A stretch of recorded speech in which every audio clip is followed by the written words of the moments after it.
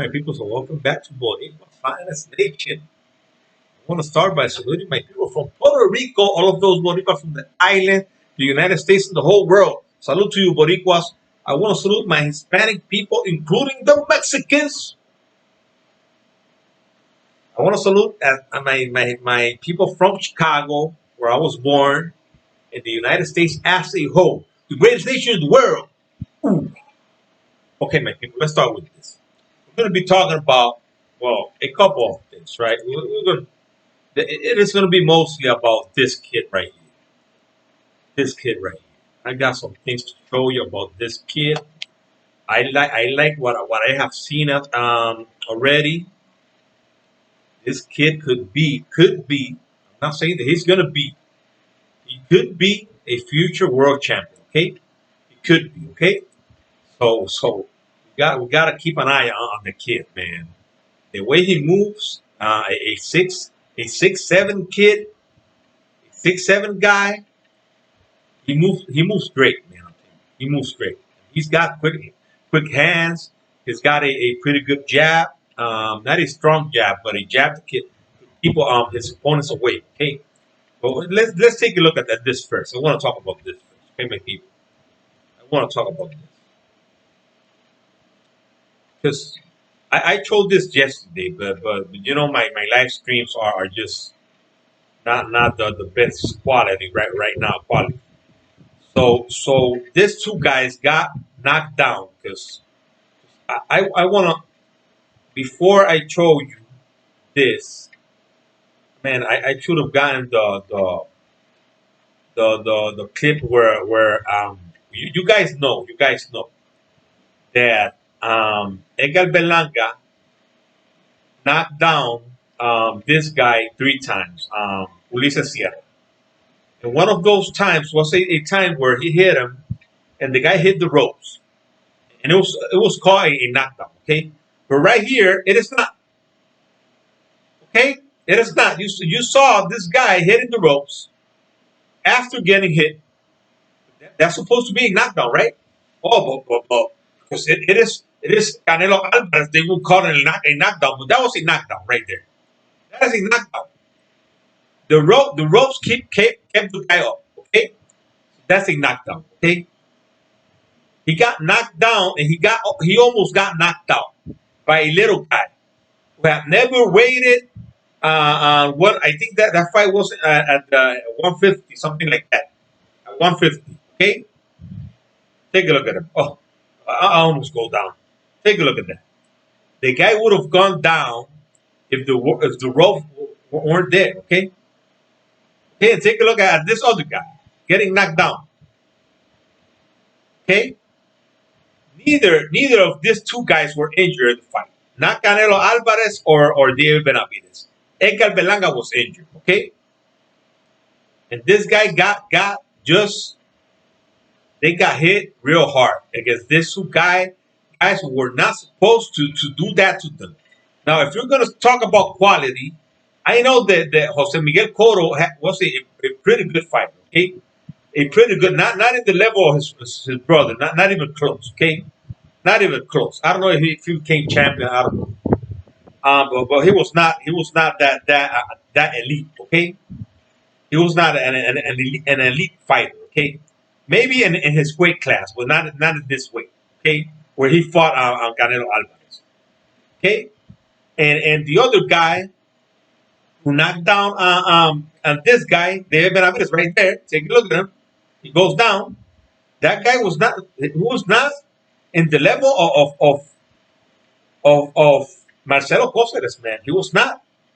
Marcelo Coceres fought a undefeated champion and was beating him in one of the cards, in one of the judges' cards. Okay, he lost to Edgar Belanga in the three scorecards, in the three judges' scorecards. Okay, he got knocked down and knocked out eventually against Sanders. But once again, Edgar Belanga was injured, and at the same time, him being injured, the guy was not looking to trade punches with Edgar Belanga. The guy was running from Edgar Belanga. When he knew that Edgar Belanga was injured, then he tried to sometimes. go in and hit Edgar Belanga. Well, he was getting hit as well, you know, because you can go in and hit someone, but you're gonna get hit, and you're gonna get hit hard. Even when Edgar Belanga was injured, he was still hitting the guy.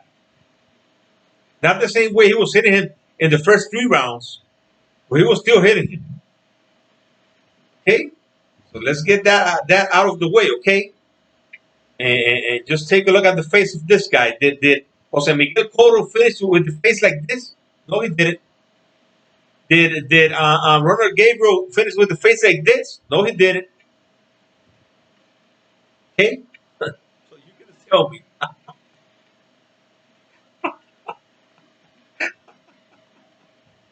you're gonna tell me, haters, that this guy beat Edgar Belanga with this face?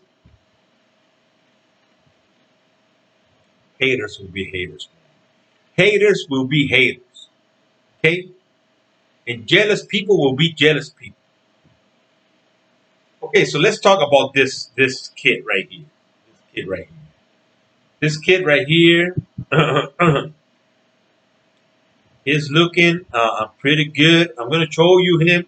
I'm gonna show you a couple of clips that I download. One of him talking about Puerto Rico. I'm gonna show you a clip where he's talking about Puerto Rico. I'm gonna show you a clip where he's trashing his talk. He's already trash talking. Okay, he's already trash talking. Okay, so you're not gonna like this kid. He likes to trash talk. If this kid goes up and he keeps doing what he's doing, okay, knocking out his opponents or winning. Let's say winning, keeps winning, okay. You're not gonna like him because he likes to talk a lot. He likes to trash talk, just like Edgar Bellan, okay. You're not gonna like it. Let's go over here. Let's show you a one of them, one of the clips right here.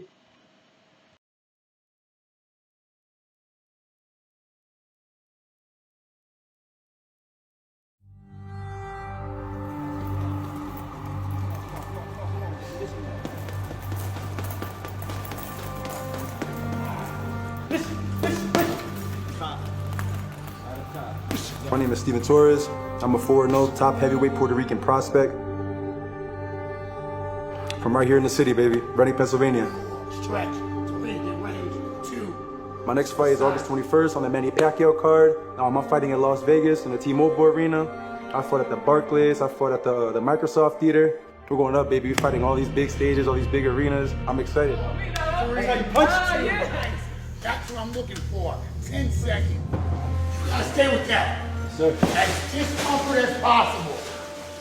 My main goal with boxing really is to uplift the youth and give people like sort of like that motivation, like that person to look up to. You know, it's not in my power for them to look up to me. It's completely up to them. But if I could motivate 1 or 2 people, then I'm happy with that. You know, because growing up, and especially with boxing, I didn't really have nobody to look to. All I had was myself. I was 410 pounds, and that was a battle right there. The motivation behind the weight loss journey and how I got into boxing really was I wanted to lose weight. I wanted to be a better person. I was at risk all around, my health, physical, mental. I was depressed. At one point, I didn't leave my house, my room in particular, for 3 years at a time. I was stuck gaming inside. Boxing gave me an outlet to express myself, be more confident with myself, and be more just disciplined. Without boxing, man, I really don't know where I would be. Boxing saved my life. 3. 3, they gonna cheat you. 3, they gonna try and cheat you, Steven.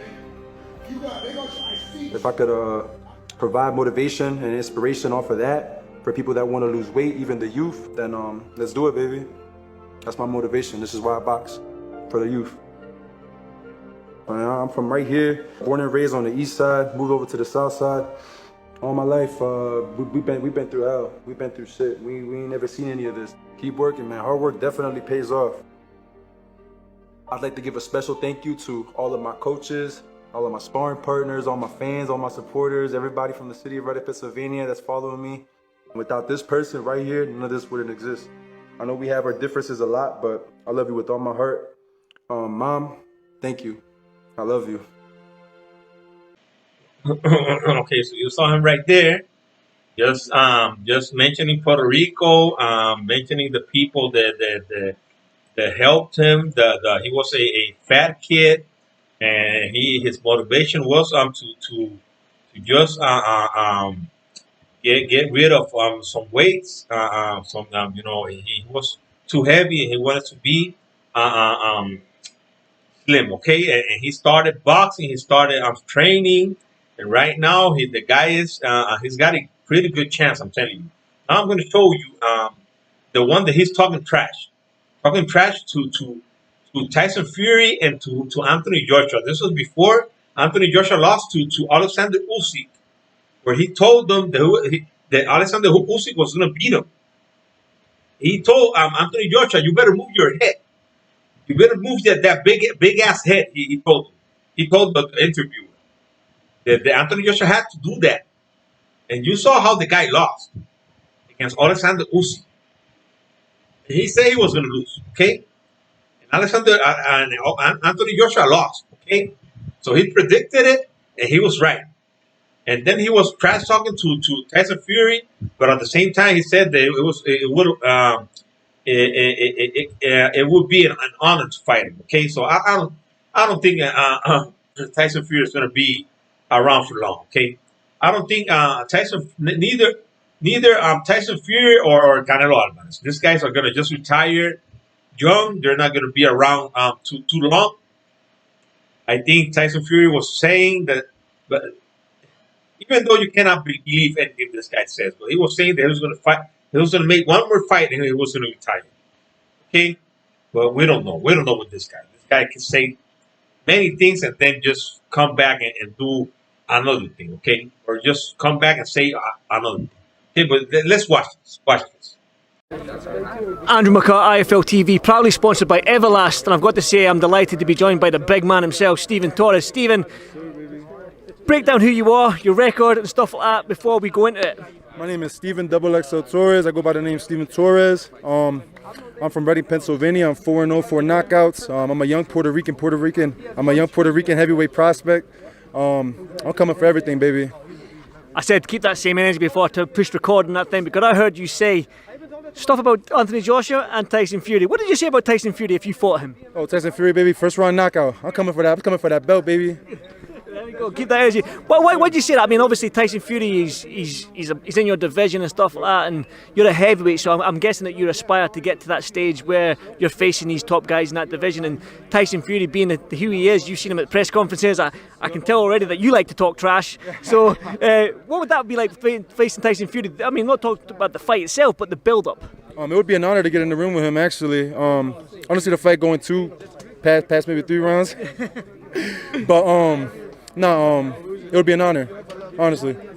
You mentioned as well, you gave your prediction on Usyk versus Anthony Joshua. Now that happens next month. It's only a few weeks away in London. Now, in the UK, a lot of fans, we love Anthony Joshua because of what he's done for the sport in the UK. 90,000, 100,000 people in the stadium and stuff like that. He's facing Usyk with 90,000 UK fans in the arena. Usyk, smaller man. He's had 2 tough fights up at heavyweight, but what's your prediction on that? I think Usyk beats Joshua, honestly. Usyk beats Joshua. Joshua got to move that big ass head. That's it, man. I've got a feeling you don't like anyone from the UK. Is that right? You like any fighters from the UK?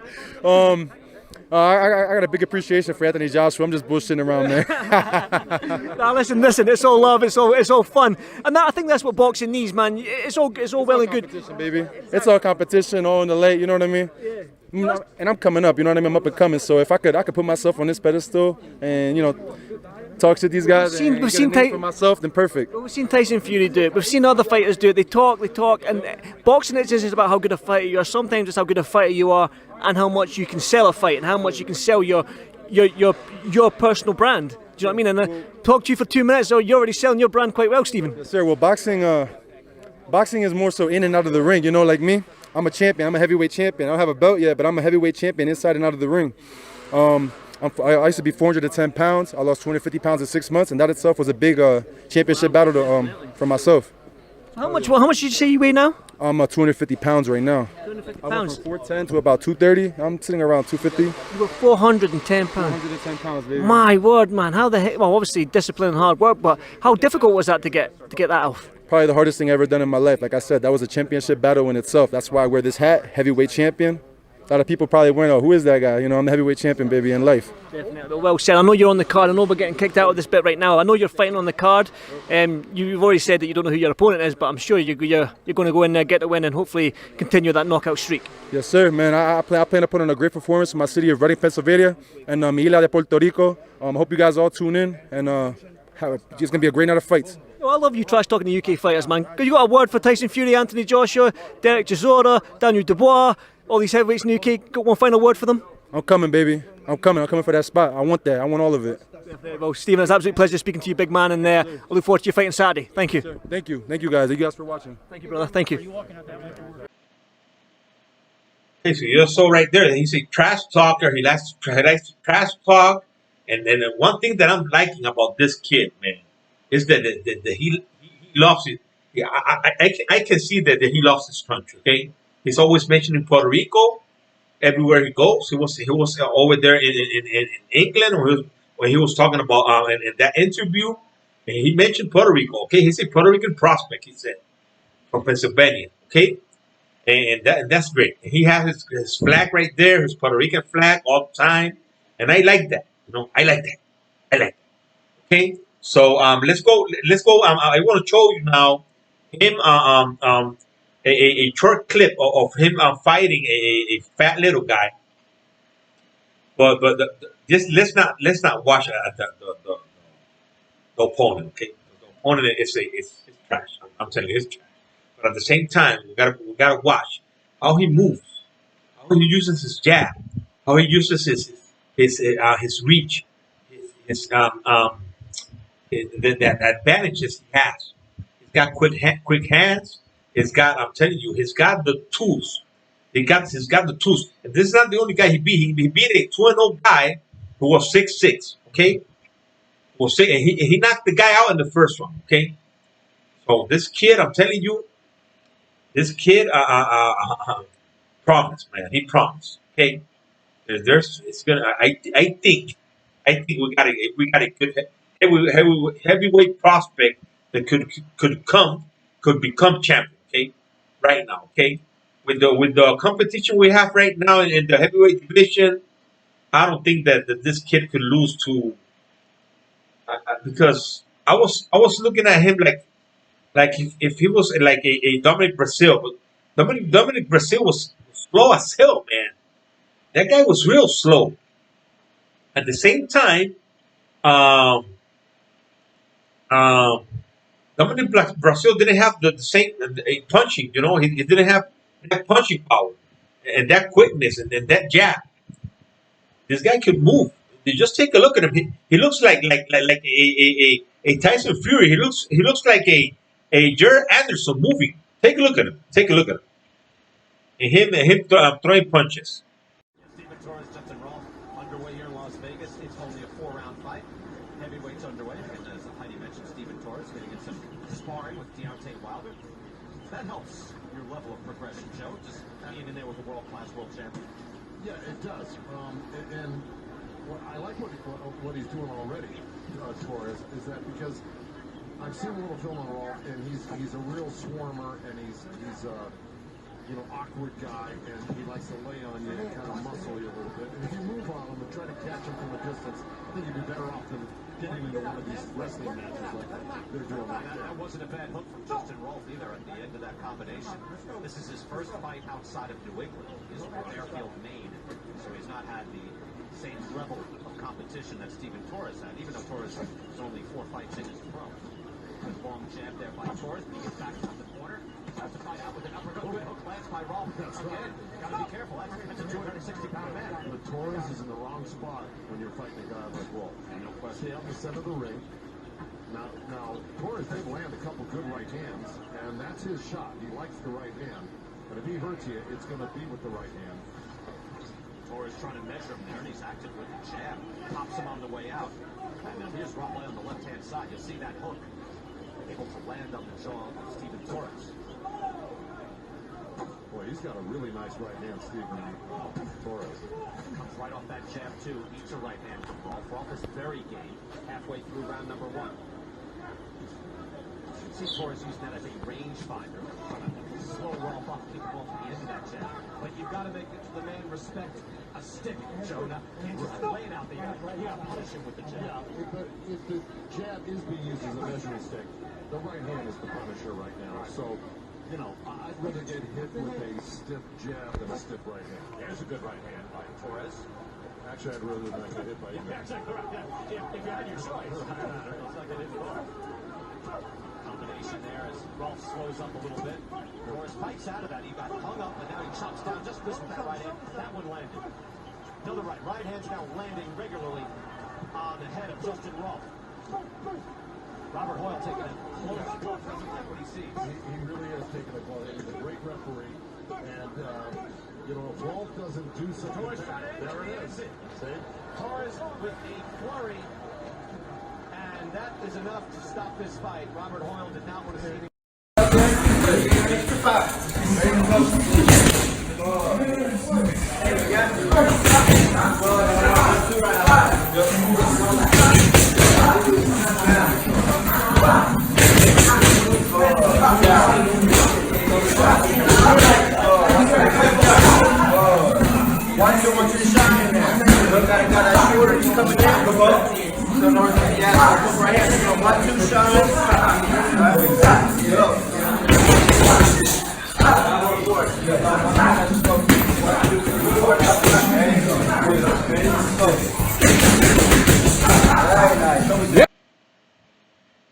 Okay, my people, so there you have it. This kid, I'm telling you, he looks pretty good. Let's hope that we could have a pretty good future heavyweight champion right there. I got a picture of him. He beat this guy already, Andy Ruiz. He fought Andy Ruiz and he beat him. Take a look at this. Take a look at this, man. You see, he just fought Andy Ruiz. Andy Ruiz was he had beer and he was like a little bit. I think he was this was like I think like 2 years ago. This was after fighting Anthony Joshua. No, that's not Andy Ruiz, man. I know you guys know. But the guy looks like Andy Ruiz, man. Take a look at this. The Mexican champion. The only heavyweight Mexican champion, okay? Andy Ruiz. Oh, Jesus Christ, man. Is that the champion they had? The champion that just he couldn't hold on to the belt for I don't know, like a year. Man, I'm telling you. Andy Ruiz is pretty good, man. I'm just making fun of him. Pretty good, brother. He's just too short. His doesn't have a pretty good reach. You know, he's quick. He's got quick hands, but that's not all. You need in this environment of heavyweight fighters right now. You need to be big, man. And I'm telling you, right now Deontay Wilder lost to this guy, to Fury, but it was because Deontay Wilder didn't have no stamina, man. He didn't have no stamina. He just came in too heavy for the fight. And this kid was helping Deontay Wilder. This was one of the sparring partners of Deontay Wilder. Okay? So you can see that this kid was his sparring partner. This other guy, Helenius, who beat Kornacki 2 times, that guy was another Deontay Wilder sparring partner. And Deontay Wilder he was beating up these guys. But at the same time, you know that when you are sparring, that's only 3 rounds. That's only 3 rounds. You know, you gotta be, and I don't think Deontay Wilder had more punching power in that fight. I just think he had the same punching power when he fought Luis Ortiz the first time, and when he fought him, Tyson Fury the first time. The Deontay Wilder who fought Tyson Fury the first time would have destroyed this guy. Would have destroyed him. With the training that he had for this fight, and knowing Tyson Fury already, and going to the body like he did in the first round, and parts of the second round, Man, he would have beat this guy easy. Easy, man. I'm telling you. He was sparring this big kid, this big guy who was 6'7". He was sparring Hellenius, who was 6'7" as well. That's the tallest guys you can find. You will not find a taller guy than that right now in boxing. The tallest guy in boxing right now is Tyson Fury. But this guy could move, you know? Like Tyson moves to, like, you saw this kid's moving. You saw this kid moving. He could move like Tyson Fury. He's got movement. He moves. So right now, if you take a look at the heavyweight division, you're just you're just looking at a different heavyweight division where you can see these big guys moving like smaller guys. But this kid can move, man. The only thing we have to see if he can take a punch. I saw Cano Loco. I saw him speaking about, you know, he's got a good chin. He could take a punch, you know. He could take a punch. And I saw him saying that, you know, and Cano Loco, it's looked like he's been following the kid because he's been talking about the kid for a couple of times. I saw a couple of videos of him talking about him. Okay, so El Cano Loco knows about the kid. Okay, he knows about the kid. So man, that's all I have, family. I'm telling you, man, the Puerto Ricans right now, man, right now. Oh Jesus Christ! I know the haters, the Puerto Rican haters who hate their own people, Puerto Rican haters, the Mexican haters. But at least I can understand Mexicans. Okay, there's a rivalry that we have with Mexico. Okay, there's a rivalry, but it just makes me want to puke, man. When there's a Puerto Rican attacking on another Puerto Rican, it makes me want to puke. It is so disgusting, man, to see something like that. Puerto Ricans attacking Puerto Ricans. It is crazy, man. It is crazy. You know that we have another Puerto Rican that we might be talking about this Puerto Rican for a long time. We might be talking about this Puerto Rican for a long time. Okay, so we got this Puerto Rican. Hopefully, he's going to be a good heavyweight fighter. Right now, he didn't have the tattoo right here. He's got a tattoo in his chest right now. I don't like tattoos, bro.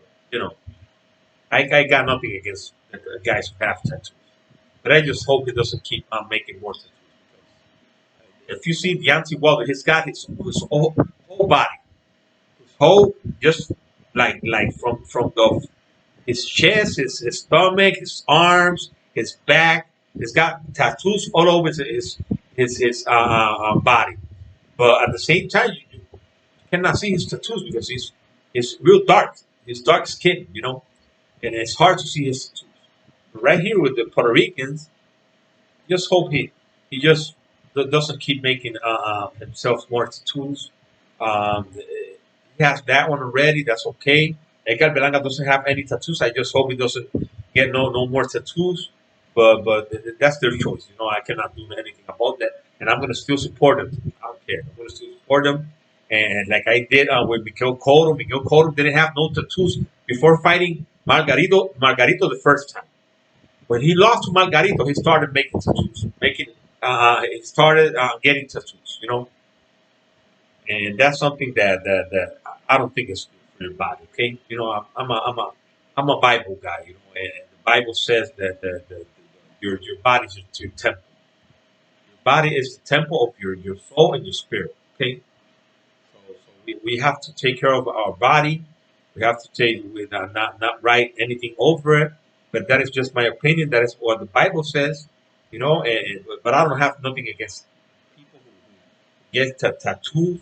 There are a lot of Christian people who have tattoos. You know, and you know that's something that when you get them, then you won't be able to just erase them. Okay, but that's their choice. You know? That's their choice. But I would rather not you know just have them without tattoos. That's that. What, like I said before, that is my opinion. You know, and it comes from the Bible. Absolutely. Okay, but that's why I have family. Man, the Puerto Ricans. Remember, I haven't talked about this. I haven't talked about this one, but I gotta go it one more time because I think we're 5 days away.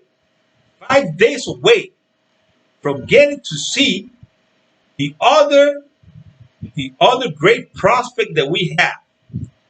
Other great prospect. And who's that? Who's that? I'm gonna get it for you. I'm gonna get him for you. We are 5 days away, if I'm not mistaken. If I'm not mistaken, we are 5 days away from watching this kid just coming in once again and doing his job. You know, he's still not fighting the top guys, but he will. Okay, so there it is. There it is, Sander Sayas, man. We are 5 days away, if we're not mistaken, because today's Monday, Tuesday, Wednesday, Thursday, Friday, and Saturday. It's 5 days away, okay? Because we cannot count this day, okay? That's it, family. That's it. We got it. Sander Sayas is fighting on the 23rd, 5 days away. He's going to get another victory, okay? Another victory for Sander Sayas, family. Another victory, okay? So, my people, like I always say, I love you all in the name of Jesus Christ. God bless Israel. God bless the United States of America. God bless this beautiful island. Beautiful island. God bless you. God bless you all, my people. And we'll see you tomorrow.